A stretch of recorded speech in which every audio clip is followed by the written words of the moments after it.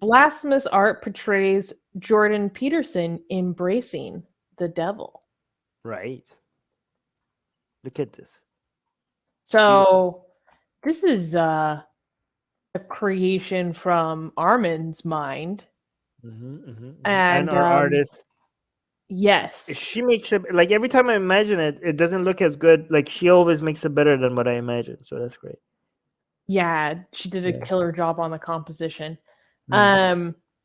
But you have like basically a 5-paragraph essay you wrote about this art and the symbolism of this art. Yes. I don't know if you want to go through that right now, do we? Because a lot of people completely misunderstood what we're trying to do here, what we're trying to show. Yeah. By the way, a lot of people got so butthurt over this. I wonder why. Yeah, I didn't know Jordan Petersonism is a thing. Like people were so butthurt. Like they worship this man like a god. Like the triggering. Like I think like it was getting up to Hindutva level butthurt. That's how bad it got. Did we get threats?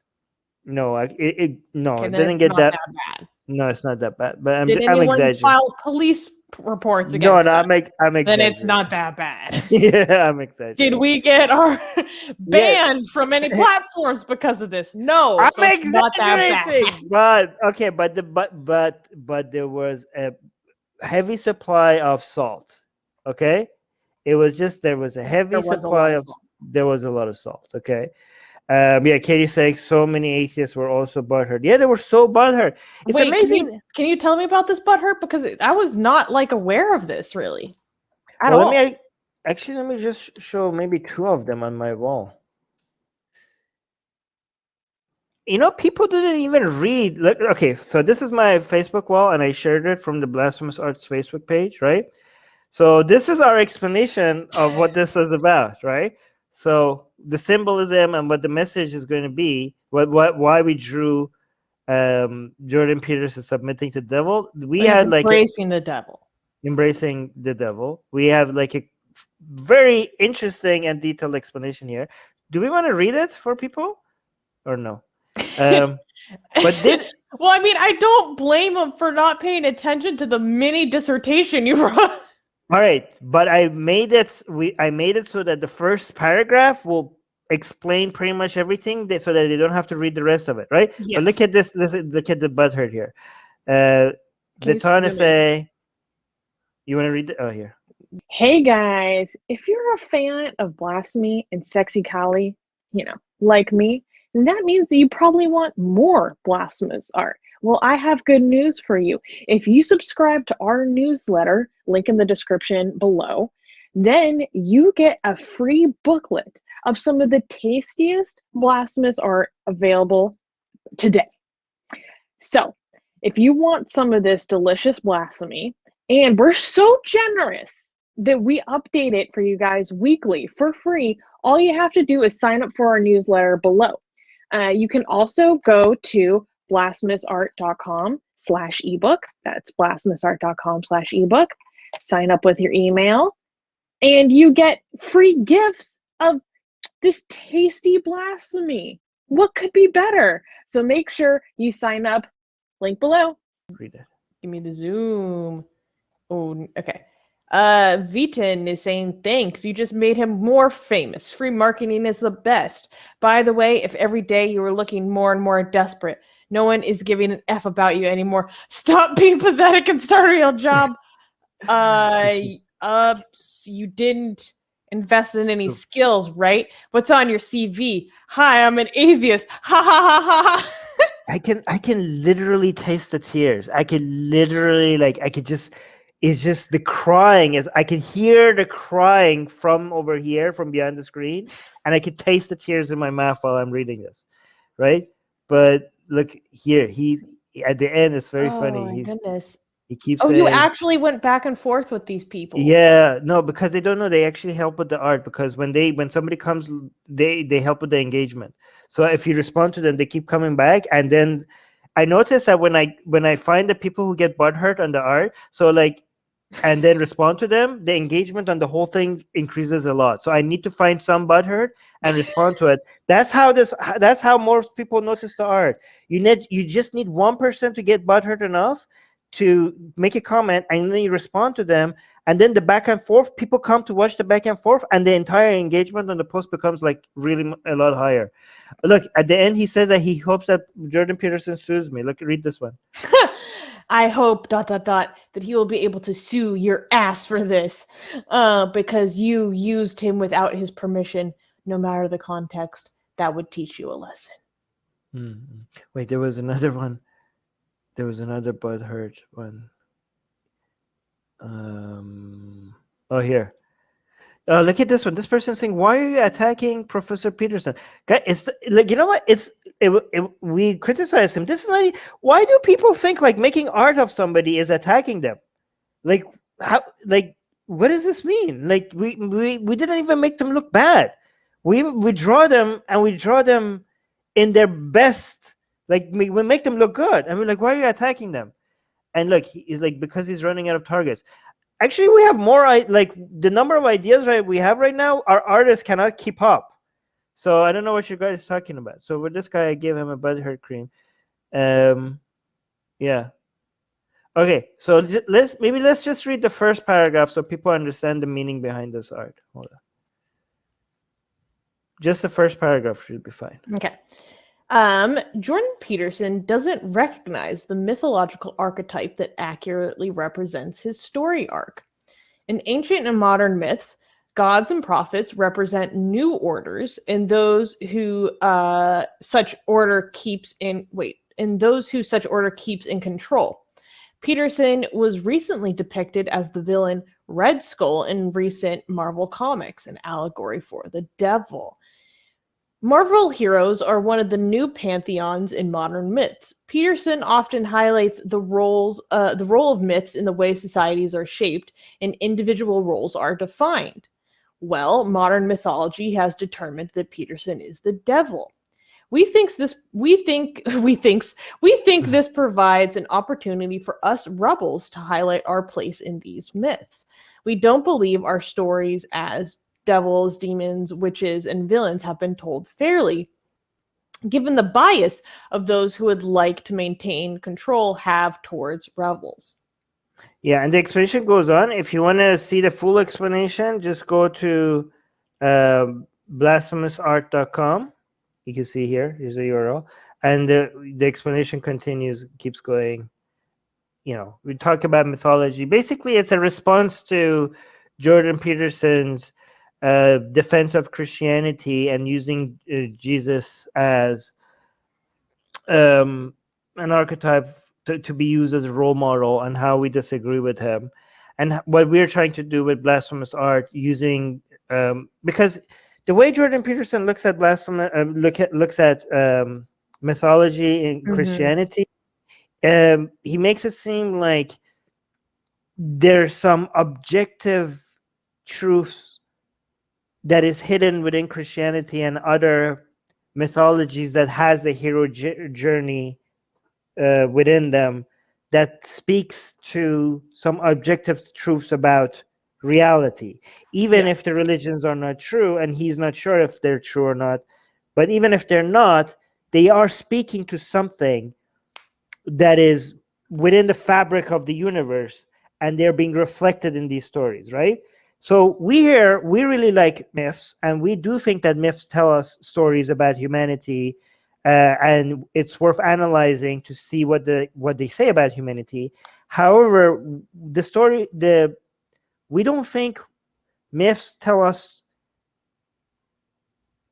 the messages that these myths have hidden within them is not as objective and not so inherent within the fabric of reality as Jordan Peterson seems to suggest. We think that it does speak to human nature, and there's a lot to be learned from it. But we also think that there's also a lot of subjective, but there's a lot of bias within these stories, and a lot of these stories have been influenced by politics and power plays between different groups. It's not as if these stories are objectively true. We don't think we should dismiss these stories, because even if they are biased, even though, I mean, if you look at the history of what got canonized in the Bible, you can see that it's a lot about politics. It's a lot about who wants to be able to control the narrative. It's not a bunch of people who got together and decided that, oh yeah, let's try to find the secrets of the universe and how to run society and how to be moral and put it in the Bible. It was not like that at all. But okay, does that make the Bible and other myths not valuable? No, because finding out the stories behind why these myths were written is still valuable, but not in the way Jordan Peterson suggests. And we think the fact that it becomes so obvious that this is the case, because Jordan Peterson is somebody that constantly uses modern myths like Pinocchio and Peter Pan as other myths that are very useful, right? So he doesn't just think like ancient myths are myths that are useful, and even Harry Potter, right? He also thinks that the fact that these myths are popular, even in modern times, speaks to that objective reality about our nature, that we should take them seriously. Well, Mr. Peterson, Dr. Peterson, we see now that Marvel, Ta-Nehisi Coates, who's now a writer of Marvel, who's basically a modern myth-making writer, has decided that in more ways than one. Yes, has decided that you, in the modern myth, represent evil. Okay, so what does that say about how myths are created, Jordan Peterson? Like, because initially he didn't like it, and now he's just like accepting it as something to be made fun of, but he doesn't agree with it. So if he doesn't agree with it, then shouldn't that highlight something for him when it comes to these myths? Like, if you could see, you are seeing how the sausage is made in real time, right? So given that this is how people make the modern, like the Marvel superheroes are the pantheon of our time, given that you can see how they are being created, shouldn't that give you pause about how much value you put in ancient myths? If the bias and the politics and the power play exists today, don't you think the people who were writing the story of Jesus or selecting which stories of Jesus to put in the Bible and not put in the Bible, don't you think similar politics and power play were happening at that time? The politics of what ideology they're trying to push by framing certain ideas and certain characteristics as villainous. Exactly. Perfectly said. And so what myths represent to us is not like secrets to the nature of our instincts, and it teaches us about who gets. It does say that, but it also teaches us about who gets to set what narrative and how in history, right? Sometimes the stories, like sometimes we don't have the record of which people were doing what, but the stories tell the story of the storytellers indirectly. Like, you could go find these stories, and the stories that were written tell us about the politics of the people who were writing them, even though we don't have a direct report of the people who were writing them. That's how valuable these myths become in this way, right? The stories are more interesting because there are stories about real events. Even though the stories are fiction, they tell us the people behind the curtain, the people who are writing, they're deciding that, like Jesus could be a puppet, the devil could be a puppet. We're interested in looking at the Jesus puppet and the devil puppet and look and see what we can tell about the puppet master from the puppets. That's what we're trying to do. And also, given how subjective and how flexible the nature of these myths are, we think that this provides us an opportunity, okay? Because we think that we get to come in, we get to step in, because given that these myths are not set in stone, they're not hardwired in, they're not like, so they're not the fabric of the goddamn universe, as the way Jordan Peterson seems to think. It's basically about people setting the narrative that the stories that they wanted to tell. We, an Atheist Republic, we say like, well, we could come and change the myth. and tell our own stories, right? And we can look at because the people that eventually became Orthodox, the people that eventually decided what's canon and what's not, are the people that represent the order, represent who is in power and who is not, right? And the people who are not in power are the people who don't like the way things are, or want to change it, or want to progress, or either for good or for bad. And some rebels are good, some rebels are bad, but they are represented in these mythologies as the demons, the devils, the witches. And given that we, the atheists, the blasphemers, the ex-Muslims, the heretics, we are those people. We are what the devil is supposed to represent, or Iblis is supposed to represent, right? Or Dajjal is supposed to represent. Yeah. We could come and given how flexible these myths are, we could come in and we could tell our own story. We could take the devil and re-examine the story, re-look at the story, and change the story the way we like our story to be written. We could tell our own story. We don't have to let people tell our story. We could tell our own story. And we could look at the devil as the person that came and suggested to Eve that knowledge, the fruit of knowledge, shall not kill you. It will only make you like God. We could make God represent order or the limitations of nature, if you want to go pantheistic with it, right? And we could say, we don't have to accept the stories that are written from us, or the limitations that tradition or nature has forced upon us. Through knowledge, through understanding how nature works, we could free ourselves from the limitations of nature. Through understanding how societies could work better, we could free ourselves from the chains of tradition. And these chains of tradition in our stories is represented by the tyranny of gods, or the chains of nature on death, on how much food we can get out of the ground, is also represented to us by the tyranny of gods, right? So either, if you want to look at it from a pantheistic perspective, or gods representing tyranny of societies that are against progress, conservatism. Either way, what the fruit of knowledge represents for us is a scientific based understanding of the world, where the devil is coming at and freeing us from the chains of God, for us to free ourselves from death, from disease, from hunger, and from traditionalism and conservatism. That's what the devil represents to us, and that's how we can rewrite the story. In the same way that if the fruit of knowledge from a biblical perspective represents knowledge, from a more Greek perspective, we could see the Prometheus's fire to represent technology, right? Because fire was the first technology of mankind, other than some basic tools, I guess. But the fact that was stolen from God by Prometheus and given to mankind is so perfectly reflects the devil giving knowledge to humans as a way to freedom from gods. And that's what this whole art is supposed to represent.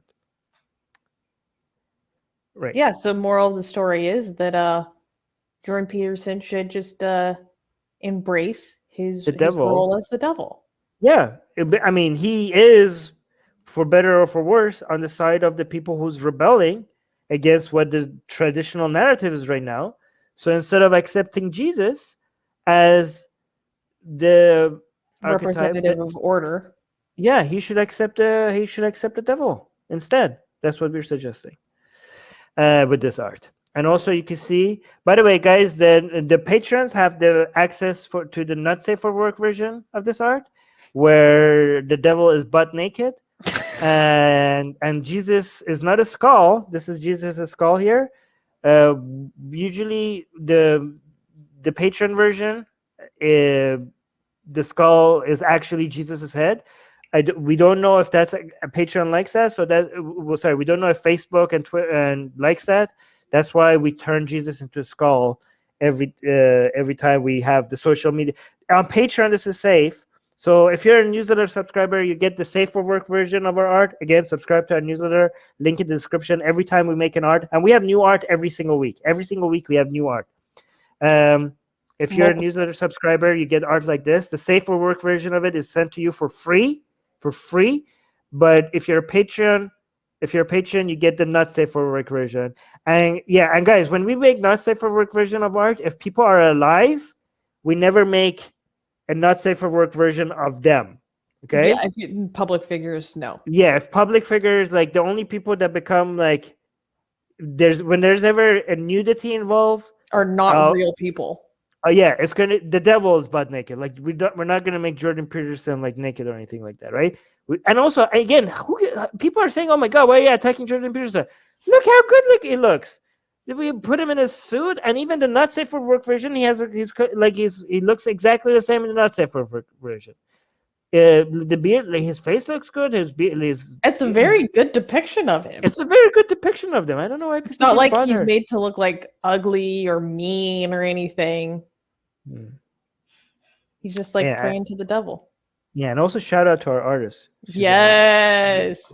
Hey guys, YouTube has fully demonetized our channel for supposedly hateful and harmful conduct, without telling us what we did wrong. If we get to 1,000 patrons, we will be able to keep paying all our team, our editors, our artists without ever having to worry about monetization again, which would be amazing. Yay! So please support Atheist Republic on Patreon. Link in the description below.